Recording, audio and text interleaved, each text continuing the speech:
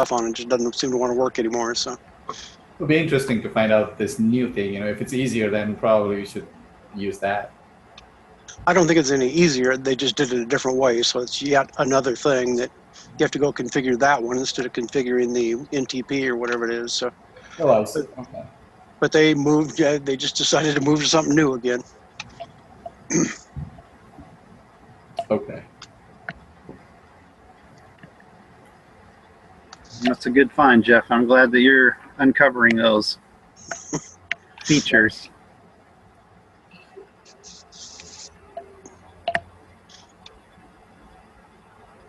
I found some neat ROS packages this week. This Kyle, I've been following his stuff, but he teaches you how to use Ubuntu Mate and Snappy and then bundle it up. So that looks like a pretty solid way to distribute packages and binaries. And I'll show you one other one. This is brand new. It's just like a Docker? It is like a Docker. It's part of that containerization. It's called Snaps or Snappy, part of new Linux. Okay. So there's actually a ROSCON talk in 2015 or 2016, maybe 2016, where they talk about building snaps. So the nice thing about snaps are, how like you may download a ROS package and it won't have all of the dependencies, and so something may be a little squirrely. Well, with the snap, you take all of the dependencies and put it into one little package. So when it goes to your computer, it has everything that you need to run it. So it's more of like downloading an app off of, that's the kind of the Snapcraft is the name of the website where you can upload apps or snaps.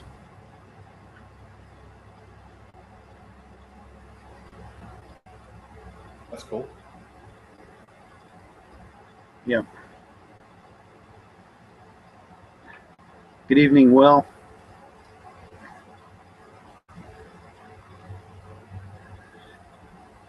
Can't hear you. Hi, Kyler. What's new? Hey, Matt. I'm driving as usual. Nothing to report in robot land. We're knee deep in turkeys these days. So it is the season. It is the season. My wife is just finishing up an event, and then I think she's going to take a vacation, literally. So it's good to hear things that are going on. By the way, there are, I think, a couple real-time clocks for the Raspberry, but even if you've got a real-time clock, I will recommend that you do synchronization because if you're doing things well, you should be looking at the timestamp of messages. I can tell you that bad things can happen if you ignore the timestamp.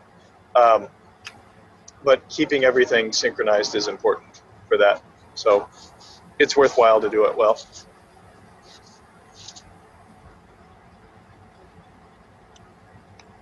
On my small Raspberry Pi robot that I built, I did put a hardware real-time clock on it, and it's nice because then as it boots up, it's got the right timestamps, so it starts creating files and log files and all that. It's got the right time and date. But then after it got booted up, then I'd have it run Crony and keep everything locked together. It's just that I'm trying to get this new TurtleBot 3 to do the same thing, and by using newer software, it's just not cooperating. So it's just a matter of having to track everything down. By the way, I just ordered, oh no, I started to order, I don't think I finished it. I tried to order from Amazon an Intel Realsense camera, and they screwed up the order. Apparently they're not available. Intel also sells the Realsense camera with an, I don't know if I'm saying it right, an Aeon up board, and it looks like that's an Intel processor on a Raspberry Pi form factor. And even Raspberry Pi said something like compatible with most hats, I think, or shields, whatever. So, yeah, Raspberry makes a lot of things hard, and one of those is you don't have a real-time clock built in. But there are certainly other boards out there that will take care of that. Hey, Kyler. Hey, Sohin. If you want to get the Realsense, we got it from Mooser Electronics. Or Yep. Yep. They won't screw up. Yeah, and I could order. In fact, I started an order from Intel. They have something called Click, an online store called Click, and I finally got registered and started to order it again. And then I thought I should order it on the new company card, but we don't have that. So yeah, it was just one thing after another. So I will probably order it soon. Yeah, we had a good experience with them. It came on like before time. They said 7 days. We got it in 2. So Yeah. nice. Yeah, I think Mauser and DigiKey might carry it also. Yeah, they charge you extra for shipping, but that's right. Yeah, Intel seemed to have pretty good prices. I just wanted to do it through Amazon because I thought it would be quick and easy, and then it wasn't.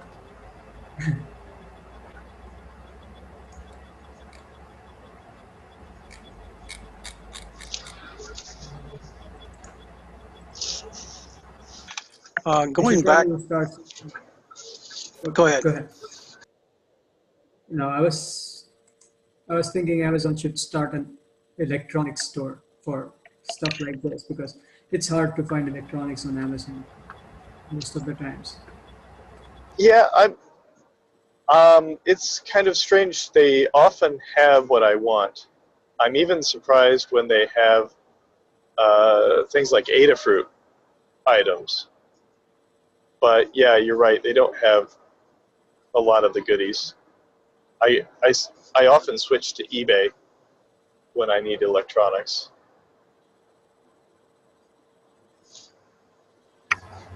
Jeff, go ahead. So back to the timestamps and the synchronization.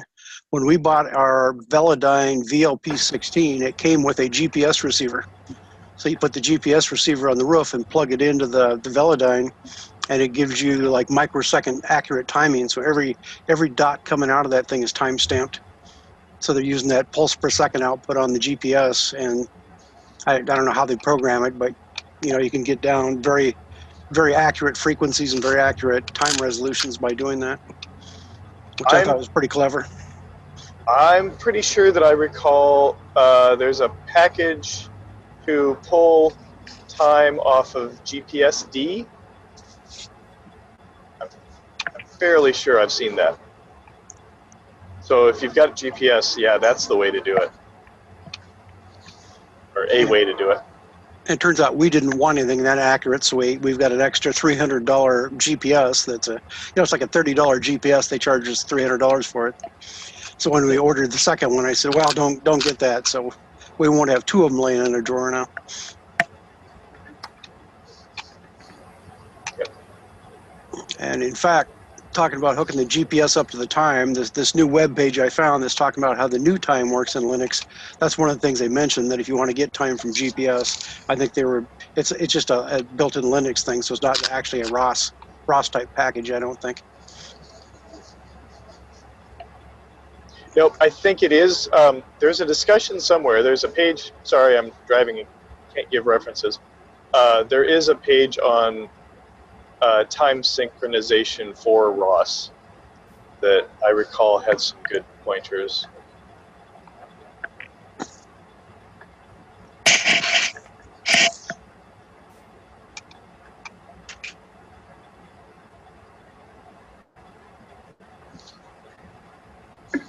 Ready for a tech demo? Sure. This is just a static tech demo.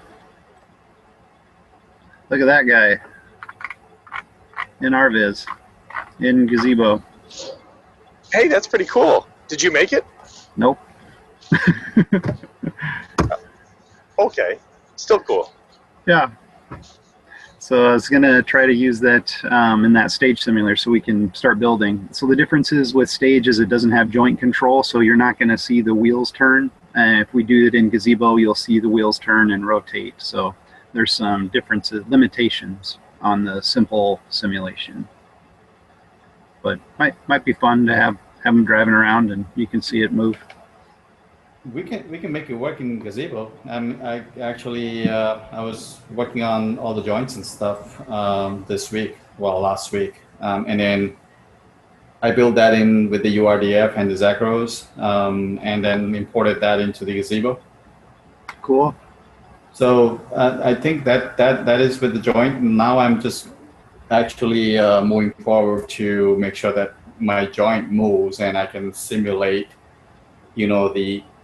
obviously the most, the interesting thing is just to simulate the Ackerman. So that's what I'm trying to do. So I'm not there yet, but I think that's what I'm trying to do. So it will be very interesting to just take a look at, how that whole joint works and the wheel works and stuff.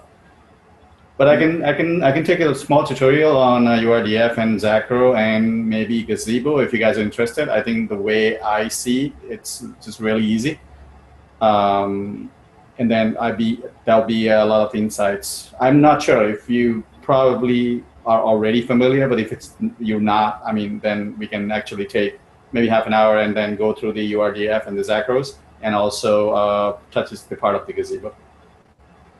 Cool. Just let me know. Okay. Yeah, I posted a link to that package if you want to, and then also there's a link to the tractor simulation that we've been playing around with the navigation stack built in. Okay. So we just keep adding to that. We can make it bigger. Yep. Cool. So the package that Matt just posted, down at the bottom it says parameters. It says max steering angle velocity. So I assume it's got the code built in there to do the Ackerman steering.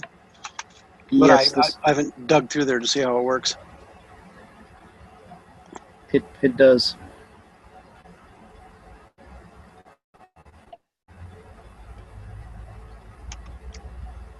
So it would save you having to duplicate that.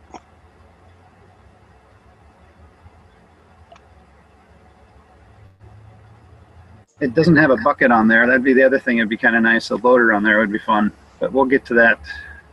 Baby steps. Do you have a CAD data for that already available there? No, a CAD model I don't. Okay. Are you planning to put GPS where it's supposed to be and then do all the base link and the transformations? Yes. Yep. It's nice to have a simulation. You can practice it. You can share it. People can do different things with it. So.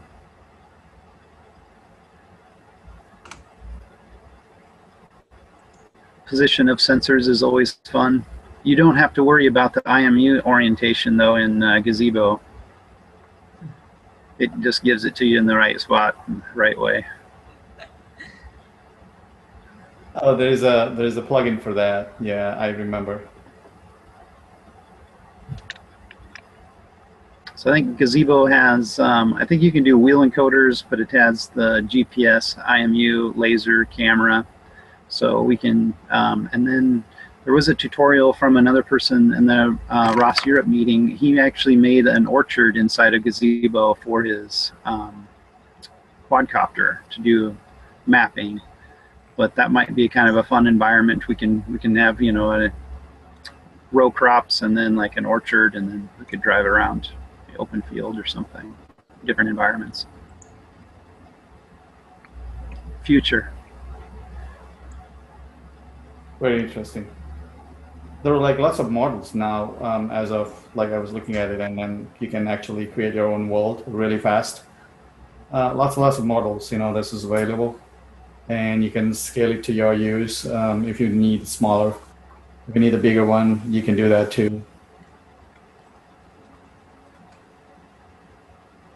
And then you can save the file, it's just from there. So just launch the empty world, and then build it, and then you can save it.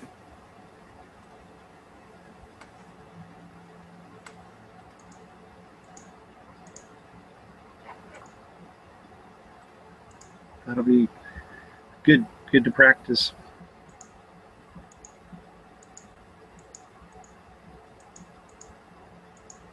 Oh, and by the way, the VS Code that I started using with all the extensions, and then also I wrote some small ROS snippets, and then that's actually working out really fine, really good.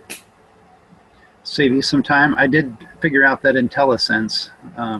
Yeah. Vim, I don't have that in Vim, but that's nice. And I haven't made any snippets, but those will go a little faster. Oh yeah, absolutely. I think Microsoft is investing heavily in open source these days. I had a conversation with someone from Microsoft at ROSCON. They have a team working on it. They ported ROS 1, and ROS 2, as you know, already has Windows support. So I think they're going big on open source, basically. Make it easier for people to learn robotics, more accessible. Yeah. It's good to hear. The more people, the better. Yeah. We need people. I was just talking with someone this morning who was trying to learn ROS on Windows, and he asked if VMware was the way to go, VMware with Ubuntu. And I mentioned the Microsoft option, and he said something like he read that it wasn't certified. But what is the state of running ROS on Windows? I tried it. It works. I mean, and it's not supported, but it's something any new user can do, or does it require? So I talked to them, and then they have this nice link. Let me try and remember. go.msft or something /cross. No, wait, not that. Something MSFT, you know, Microsoft. Okay. I'll share the link with you. But so you just go to that link. It feels weird because slashes are on the other side. Yeah. The file system, like once you work with Linux and then you try to switch to Microsoft, it feels weird. But Yep. you know, it also feels good to see, like, you know, you can hit the start menu and you can do all the, like, I use a lot of shortcuts on Windows, like File Explorer. I like the visual, like the graphics interface when exploring files. I mean, sometimes I do the command line, but I would prefer to have a file structure, like a tree structure for that part. So it's nice when you're able to press Windows Z and the File Explorer pops up. It's a good touch. I mean, it helps. But yeah, I think it's pretty much doable. If they're new, they can still go through the tutorials. The installation is pretty simple. It's easy. Thank you. Okay, Yeah. I'll let them know. Yeah. I personally don't like VMware though. I would rather have it work on Windows or work on Linux and have a standalone software like OS on either computer. Like if I have a computer, I'd rather have it work just on Linux or just on Windows. I just don't like to software on the same machine. It's a personal preference. I was wondering if is there a Docker solution? There's a Linux environment for Windows. Is there a way to do ROS under Docker? I haven't looked into that, but Okay. there's definitely an app on Windows Store called Ubuntu 16.04. So you can practically download a 16.04 and it would pop up a terminal inside that app. It's pretty fantastic. Like the things that they're trying to do for open source, it's like a new Microsoft, you know, it's a new company. So. Okay. I'm just impressed with those things. I haven't worked with them on any projects. I've used Microsoft. It's just been a while. I think it was Windows 286 that I last used. And then OS 2, back when it was Microsoft. Yeah, I was probably not born then. Thanks. Yeah. But you said the install on Windows was easy. Is that what you said? Yeah. I looked at those instructions. I wouldn't even gonna attempt it. It looked like several days of screwing around to get it to load. So I didn't even try it. I have my Windows computer running ROS. So I got those ROS stickers from Roscon, and I was like, I need to put ROS on this computer so I can put that sticker on back. So that's what I did. But yeah, I might overcompensate when I say it's easy. It might be. I'm just used to all the hassles. So, Just a double click and away you go. oh yeah.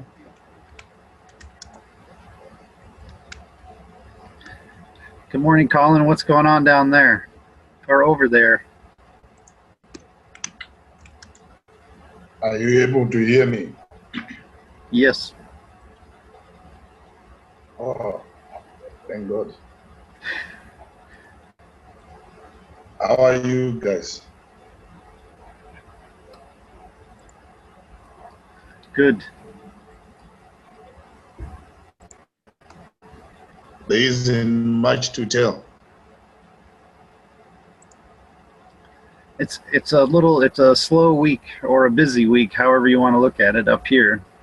Most people take at least tomorrow through Monday off if they can. Why is that? Why is that? It's a national holiday, Thanksgiving. All right, okay, all right. We are busy looking for fertilizers. Can you believe it? That because of foreign currency restrictions, it's not that easy to get your top dressing fertilizers. So we've been running around to see if we can get some fertilizers. It's our summer here. Summer starts in November. So we are busy planting. I've got 350 hectares in acres. I don't know how many they are that I must plant by the end of next week. Wow. And right now your limiting factor is getting the fertilizer? That's the major limiting factor. The fertilizers are there, but you need the foreign currency to import it. Local producers are not producing because they're saying they don't have foreign currency to import the nitrogen element that is required for fertilizers. Hmm. So we wouldn't think of having a holiday right now. We'll need all the days we can get in the year to use. Yeah. Yeah. Is there any backup, or is there like different top dressings you can use, or you're pretty much waiting? No. What gets sacrificed is corn, as you call it. We call it maize. For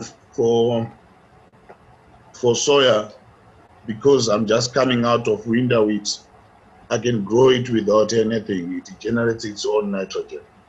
So I'll get 3 tons per hectare yield.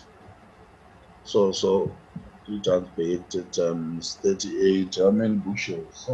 I'm trying to think in bushels, so that yeah, it's about 38 times 3 in bushels. if you don't put anything. That's about 114 bushels per hectare. per hectare. Yeah, per hectare. If you don't put any basal fertilizer at all. But because if soya thrives on residual fertilizers, you don't need the basal. So what we tend to do is we put more fertilizer for our winter wheat. When it comes to soya, we don't put much basal. It will be quite reduced. Because you put it on for the wheat So in the winter. Yeah. So we had a very good wheat. We filled the whole silo ourselves. That's close to 5,000 tons. So summer is only the one that we are worried about on the corn side. But up to now, we haven't planted a single corn. We are starting tomorrow. Well, it's your tomorrow, it's my today. We are starting today to plant the seed maize because we also grow seed maize for the seed house. So they provided their own fertilizer for that. Very good. 350 hectares is like 2.5 acres per hectare. That's Yeah. That's a That's little bit of work to do this week and next week. yeah, but I've got big planters. You see them when you come here. I can do 38 hectares a day. 38 hectares a day. One plant and one. Wow. Yeah. Very good. So I need slightly less than 10 days to finish. I've already done 100 so far, so I'm left with 250. So I need less than 10 days. You can make it. I know I will be able to make it. Wow. Yet my tractor's been like Kailas. They could be planting now this evening whilst I'm here. Yeah. I was listening at Sohin's presentation last Friday. I was actually quite surprised to hear that there are people who don't see the benefit for farmers of automating tractors. You need to look at my situation, for example. If I have 750 hectares to plant to winter wheat, I've got to take out 750 hectares of soya and corn within a window of 10 days to plant wheat within that window. Because for every day that you delay in winter wheat planting, you lose 50 kgs per hectare. Wow. So you really need to have your wheat in early. So if I've got a tractor that does not do lunch, it doesn't have a break for breakfast, and it can plant till midnight or the whole night, it means I will need less equipment. Few tractors can do that. And I don't need to hire many people. We are now, for us, we are competing with countries like your country, we are competing with countries like South Africa. We don't include them because their operations are very expensive compared to ours. But for us to export maize or export wheat, we've got to compete with Argentina wheat, we've got to compete with United States wheat and corn. So our costs have got to come down. Our fertilizers are very expensive on a per hectare basis, or if you want per ton basis. So unless you focus on your costs and reduce your costs down, you are not likely to survive and have meaningful operations in farming. So that's where I'll be coming from. For example, if you can have a piece of equipment that identifies weeds, disease, and their existence, if you don't have automated tractors that can do some work without the driver, the labor laws in Zimbabwe are quite tight. It's as if you work for the worker rather than the worker working for you. You can't just fire your employees just like that. Yes, you can, but you pay an arm and a leg for that. So after doing the numbers, I could not believe how much I would save. We've got one of the biggest companies in Zimbabwe that does beer. They asked us for the first time to grow barley for them. They've been having other farmers who were growing barley for them, and it was costing them 2,350 per hectare. When they came to us, they pay on a cost plus basis. So if it is costing you 2,350, they give you 50% on top as the price. You reduce it to tonnage. That's how much they pay you per ton. And unbeknown to us, we did our numbers and we came up with the 1,700 US dollars per hectare. And they thought our numbers were done significant. There is a significant amount of error in them. Yeah. They drove all the way from Harare to come and sit down with us. To say, tell me, Matt, I know you've got other things to do. No. Let me just. I was saying, like, you're saving, you're almost 40% lower, 30 some percent lower than the other price. I just wanted to see in relation how much that discount was. Yeah, but when we went through the numbers, they discovered that for example, we sometimes have power shortages. Like what happened last time when I was attending this seminar, power just went off in the middle when we were towards the end of our webinar. But because I have a contract, I signed a contract with the power supply company, I don't get switched off. That day it was just a fault. So when you look at it, initially you might think it's very expensive because I pay a higher rate. But if I say if I plan to produce 10 tons per hectare corn, that's what I get because I irrigate until I no longer need to. So I took them through that.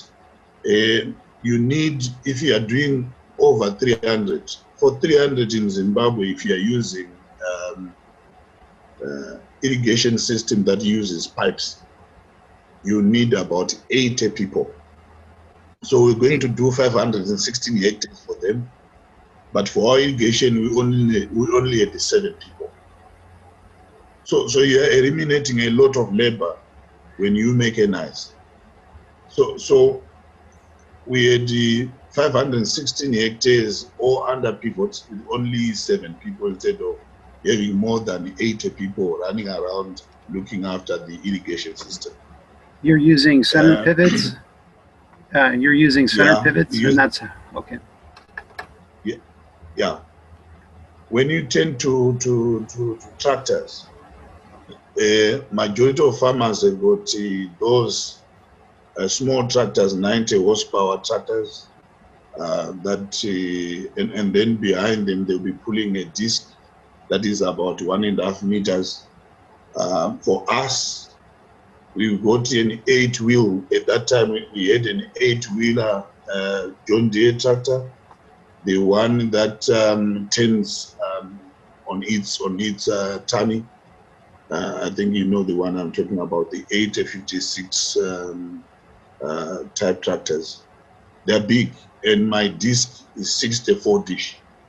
So when it goes one way and comes one way, the little tractor will need to run several times to do the same amount of work.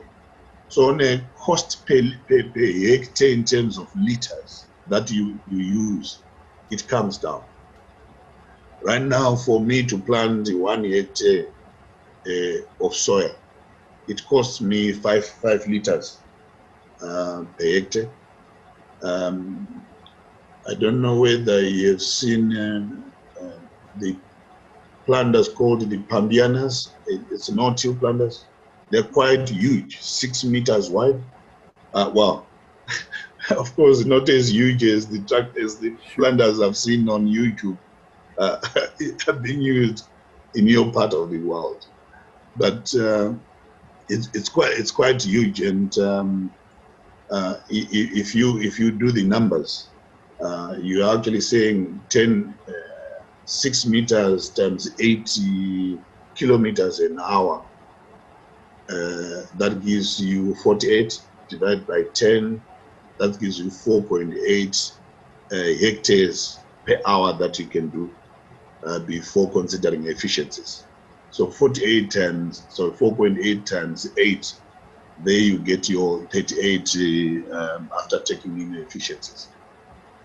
So to me, I'm saying, look, I was actually hurt as if it was me being interviewed when I listened to Sohin when they said our farmers don't need automated tractors. They do need automated tractors.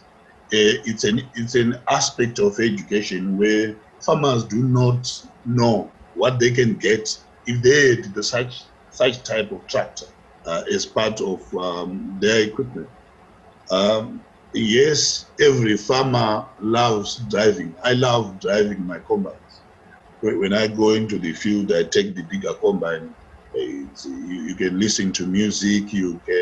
It's air cooled, and it's good to read your yield as you drive. But you have to give up that and let automation take over, and then you relax doing something else. You know. So I strongly believe that as Ross, we probably have got a lot of work to do to conscientize the farmers that there is benefit going that route. I know that people like John Deere, people like CIH look at volume. How many can they buy? How many can afford that? But that because of them, they employ engineers who are very expensive. That to convert one tractor or a group of them, they'll be so expensive at the end of the day. Whereas we are looking at, I'm thinking that maybe one tractor will not cost us more than 15,000 additional. But when these guys are doing it, it will probably cost an extra 100,000, 150,000. No wonder they say farmers cannot afford it. Farmers are not interested. I can tell you, if we convert one tractor at this place, there will be so much interest in this part of the world. It's the way to go. You cannot resist technology. It's here and it's here to stay.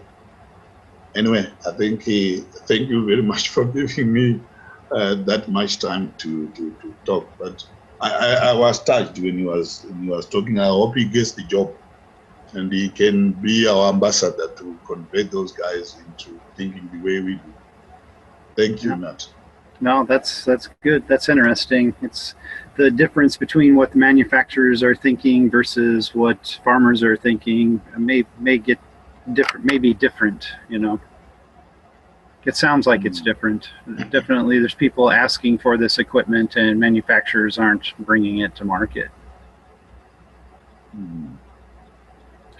And it's surprising that the numbers work there where you are, but that makes a lot of sense. That's a good way to look at it. It's numbers. You're taking a look at what you're doing, what your costs are. Cost and yield, right? Those are your two things you get to play with. Yeah.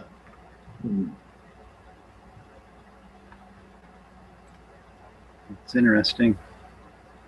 It's a very useful information too, Colin. Thanks for sharing. Just because we know now that our efforts as a community are not actually kind of wasted efforts, and one way or the other, it will help someone somewhere around the world,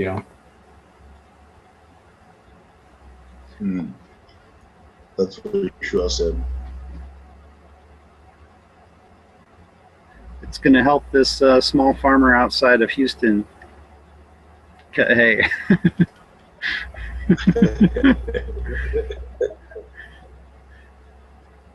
There's going to be a rogue roboticist that's driving his John Deere around.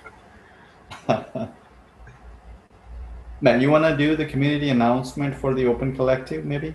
Okay. So Sam found this organization called Open Collective, and it's a way to fund open source projects. I'll put the link in the Slack. I mean, in the channel there. So this is so part of the process to speed this up. Obviously, we want autonomous tractors today. How can we speed that up? And one way we can speed that up is to get more people involved, more software developers writing software, more people building these things so we can learn faster.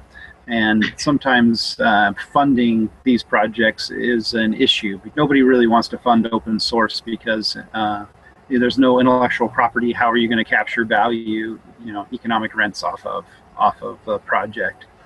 But they do a lot of fund a lot of open source projects through bounties. If somebody wants some work done, sometimes they'll fund that, or sometimes they'll help developers with equipment. And so what Open Collective does is it helps kind of aggregate and fund open source projects. So thank you, Sam, for finding that. That will be most welcome.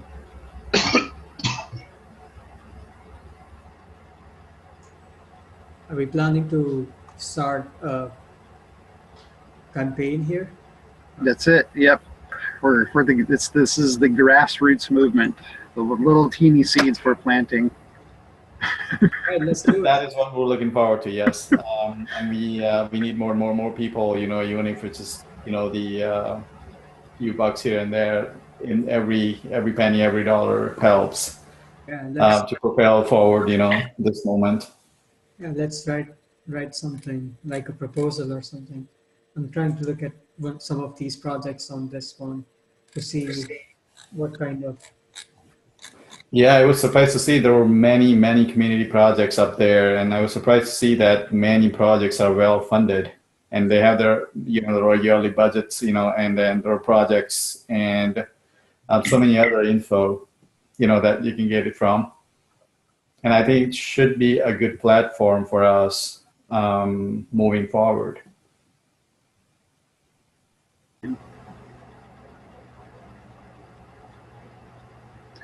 Also, the Ross community has done a ton of work. It's awesome to see all the packages and the work that they're putting into this project. They're any project, but even just like the tractor simulation and the software and the hardware, it's neat. Like, it's fun for me to be able to, I like to learn. That's one of my passions, is learning. And so open source robotics is really fascinating because you actually get to see how things are put together and learn. So it's an amazing community.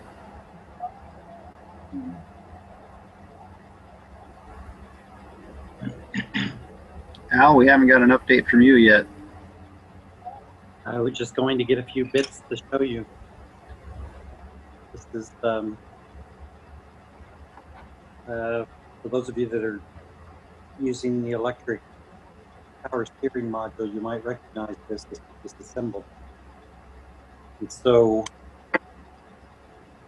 this is the Citron motor controller, and this is the Teensy. And I have been cutting with my 3D printer.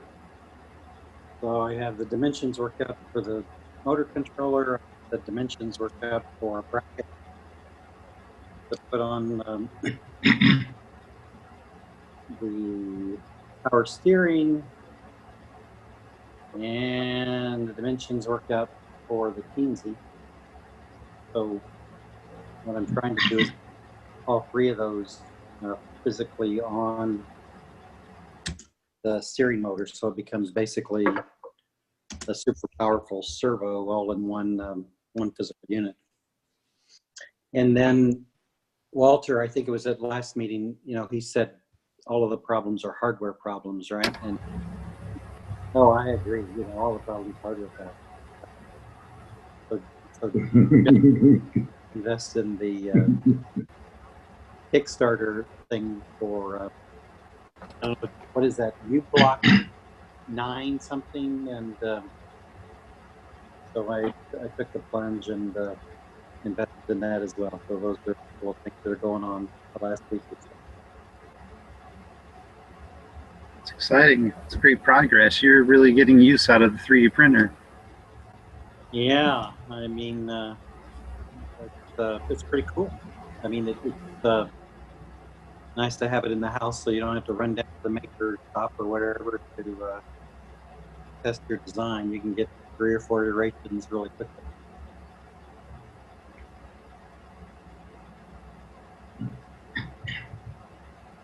But I use Fusion 360, the CAD program, about as well as I write Python code, right? About two lines a day or something. So, I'm like, okay, what does YouTube say? Okay, to try it. And, If you write Python, you should use FreeCAD. yeah, I looked at FreeCAD. Trust me, that takes parametric modeling to a new level.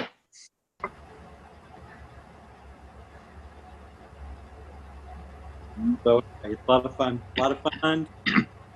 Just a little bit of progress, a lot of fun. Oh, the other thing, I think I mentioned it to Matt, but I'll just mention it.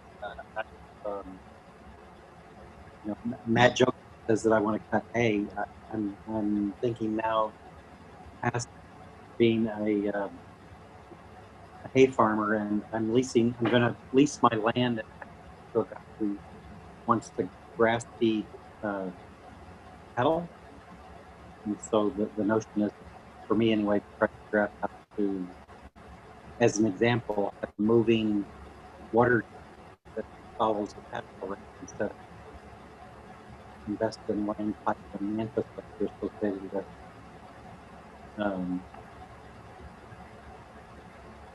stationary water tanks. So Matt promised me he's going to figure out how to move water and how to move electric fencing with a robot.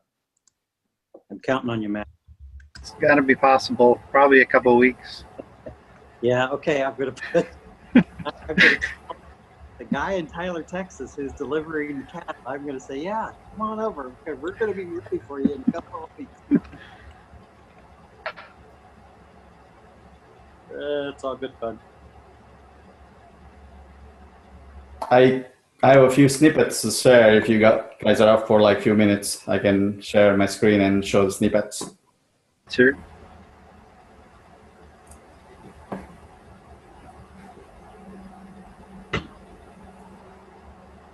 Okay, so that is VS Code. And you can see on the left-hand side, it's just, the simple launch script, and the right-hand side is just the snippet. So I think the power for the snippets, just come from, like if I wanted to create for example, if you see it on the right-hand side, there's a Zacro, which is a simple snippet. So you wanted to write the Zacro file, you just type Zacro, and then you just go over here, and it will show you right, onto the little box that, okay, what do you want to paste? Do you want to paste that? And if you do that, so this is your starting point for the Zacro, and then you had all the things already there, and then your tab and everything just placed right. Similarly, if you wanted to do the URDF, so you just go URDF, and this is your URDF snippet. And that's where you just start, and then this is my robot. So that's how you, and then say tab, and then you're like ready to go. So another thing is just the Zacro macro. So the macro that you write within the Zacro, is just pretty simple too. So you just go macro over here, and then you just see snippet right on, the small box there, and then just click enter. And you just name, this is the Zacro, the first Zacro. And you got the parameters, and it says the parameters is just like the length or width or whatever you wanted to just, to do with it. So, and then you just go tab, hit, and then it will just go and ready to go for the macro. You just build the macros with that. If you wanted to launch the property, within the macro, obviously, it's just a pretty nice snippet over here. You just go property, URDF. This is like the most important link, right? So link is really great. Like if you wanted to just do the whole link, and this is like the snippet for it, and then you just go, just like the link name, so this is my link, our link. This is link name, and then you just go tab, and then you go specify 000 RPY or 000, for example, and then you just go geometry. And then you wanted to actually enter anything over here. If you, for example, you want to say that you want to specify the box and the size, and you would just wanted to say, okay, well, this is just going to be 0.1, 0.1, 0.1. So you can just do, specify that. And then if you can see that I have also actually did that into the collision part of it, because in most cases, they're like equal, but if it's not equal, then you can change that. You can tap through it, and then links complete, and then you can just go move forward. Similarly, you can do the joint, if you wanted to joint just over here, and then you can just quickly, browse through the joint and actually create a joint where you can define all the parameters that you need. So that's just the quick, the launching of all the URDF and Zacros, and if you wanted to do the gazebos. There are like really good stuff on this, like for the palette, you just go, you have all the ROS commands available.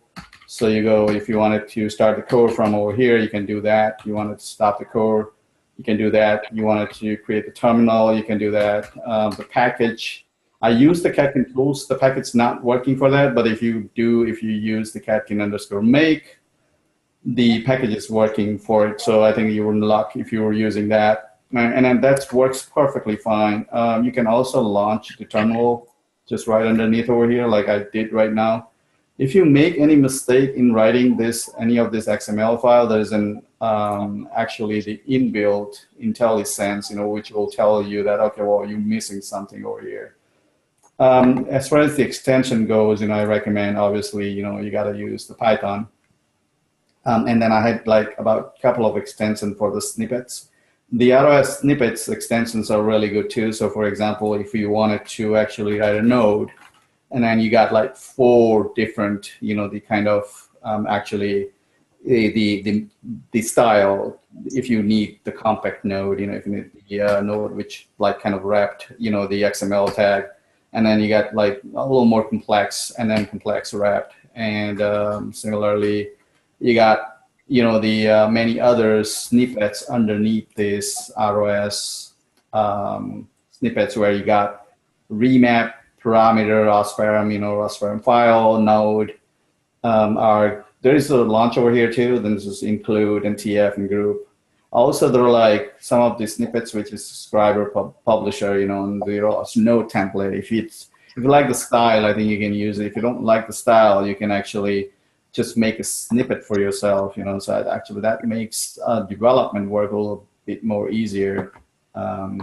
So Sam, did you edit this raw snippets JSON file, or did you create your own snippets file? I create my own snippets file so that I can use that. Plus also, if you install that as a part of the ROS extension, like in this case, the snippets, the global kind of an extension, well, the ROS, under the ROS extension, so you can use that too. So. Excellent. So that's just something, it just makes the development easier. I can share, if anyone's interested, obviously, just share the code snippet. I got a lot of things that I needed to share. I'm just building, the whole thing first, before I share, these things with the community. But yeah, this is something, this is really easy. Can make you keep going really fast. If you're writing any node services actions, I think it just makes whole lot of difference where you had like kind of a cookie cutter, the small codes and snippets, that would help you actually develop the code. So, and thanks to Walter and Sohin, they just brought up the VS Code, and then I thought that I should give it a try too. So I tried it. Yeah. Yeah. Mm.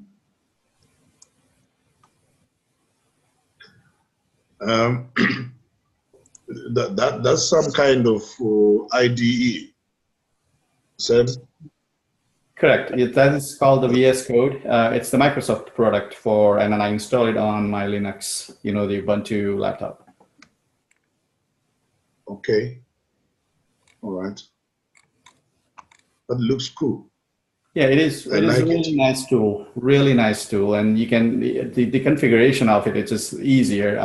I used Atom too, so, but the configuration wise is like less complex,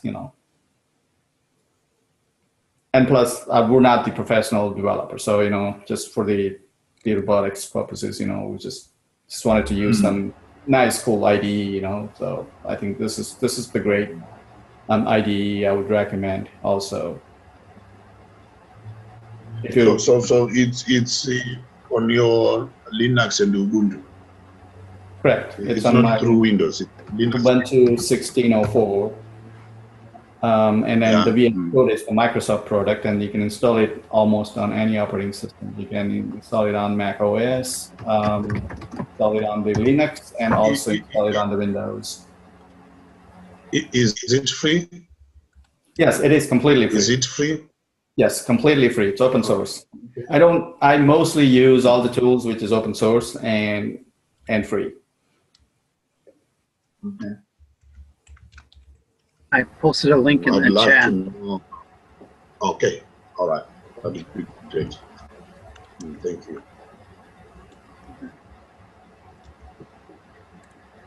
Waiting for another snippet. Sure. Yeah, I can share the snippets, and then also we can actually take 15-20 minutes, to go through. Just wanted to make sure that you're comfortable with it. It's just really, really nice tool. And then with the snippets, it just makes the whole development even much more pleasant, I would say. Looks like we've reached into the hour. Is there any other comments or things we need to cover? Well, I hope you guys have a great turkey day and you eat a lot and you watch football or sleep on the couch or do whatever you want to do. While Colin is working hard to get his corn in the ground, his maize in the ground, we'll be thinking about you. That's true. We will wish him a good luck, and then rest of us, just enjoy the Thanksgiving day and have a happy Thanksgiving. Thank you, guys. See you on Friday. All right. I'll be building robots. Sweet. I'll be working. Yeah. All right. Bye. Thanks, man. Hey guys. Have a great night. See you.